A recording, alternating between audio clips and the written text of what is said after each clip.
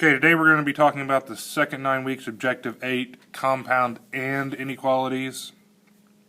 Our description is we're going to get the x by itself in the middle and then show solution on a number line. Couple reminders, again, it's called a compound inequality because it combines two inequalities together to form one solution on a number line. So here we've got negative 10 less than or equal to 2x plus 6, which is also less than 22. So again, we're going to try to show solutions of numbers I could put in for x that would satisfy this inequality. So the description, we want to get the variable by itself in the middle. What I mean by that is we want to get this variable, so in this case x, by itself in between the two inequality signs. And we're going to do that by following our steps of solving an equation. So if we look at where the variable's at, it's not by itself because it has a 2 in front and a plus 6. So we first have to get rid of the addition in this case. So we're going to minus 6. But since we're solving two inequalities at once, we got to do it to the number in front of the first inequality and the number after the last inequality. So negative 10 minus 6 is negative 16, less than or equal to, bring down the 2x, less than 22 minus 6 is 16. So now we've got one step closer to the variable being by itself, but it's still not by itself because we have that 2 in front. So since this means 2 times x, to get it by itself we've got to divide everything by 2. So negative 16 divided by 2 is negative 8, less than or equal to, 2 divided by 2 is 1, so we just have x left in the middle. And then 16 divided by 2 is 8. So now that we've got x completely by itself, that's our solution, and now we're going to look at it on a number line.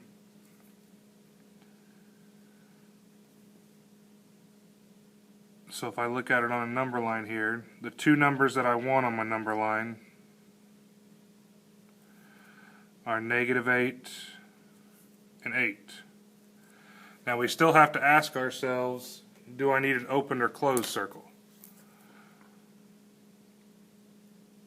And we do that by looking at the sign. So there's a line underneath that, so the negative 8 would be colored in. The positive 8 doesn't have the line underneath, so it would stay open. Now, since we're talking about shading, and the easiest way to look at this is in this compound and inequalities, x has to be between two numbers. I mean, if you look right here, x is between negative 8 and 8, so I would shade in between those two numbers. So if you draw the outside lines, I don't have a problem with that, but remember the shading, which is the solution, is actually in between those 2 points. So if we look at the second example, negative 15 is less than 3x minus 9, which is less than 45. Again, find your variable. In this case it's in the middle again, but we've got to get that by itself. So first we want to get rid of the addition or subtraction, so the minus 9, I would add 9 to the middle,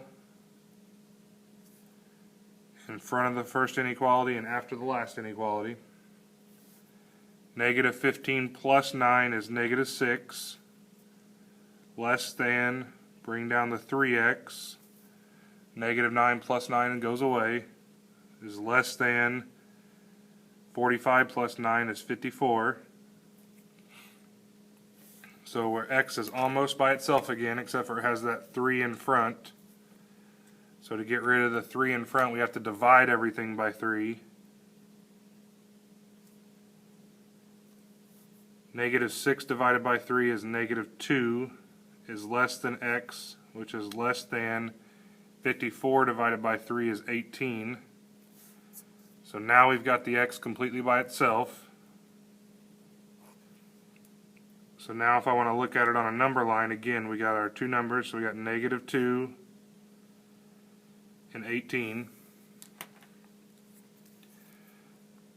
Inequality sign is not equal to, so we're going to have an open circle at -2.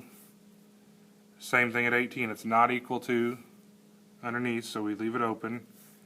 Again, x is between these two numbers, so we shade between those two numbers. Now there's a couple twists that we can throw at you with this that kind of make these problems look a little more confusing than they are. But as long as you find the x, get rid of addition or subtraction first, it shouldn't be too bad. So in example 3 it says -4 is less than or equal to 6 plus 5x, which is less than or equal to 46. So again, here's the variable that's in the middle that we're trying to get by itself. So again, the 5's in front, which means multiply. That's the last thing we want to get rid of. So in this case, I want to get rid of the 6 first. And again, look at the sign in front. There is none, so this is a positive 6. So to get rid of it, I have to subtract 6 from the front and the middle and the end. -4 minus 6 is -10. Less than or equal to, bring down my 5x, less than or equal to, 46 minus 6 is 40. And again, we're almost got it by itself, but the 5's in front, so I got to divide everything by 5. -10 divided by 5 is -2. Less than or equal to, 5 divided by 5 is 1, so we just have x. Less than or equal to 40 divided by 5, which is 8. So again, the x is by itself, so we've solved it. Now on a number line, we've got -2 and 8. So we just got to determine open or closed circles. Got the line underneath this inequality, so my circle at -2 would be colored in.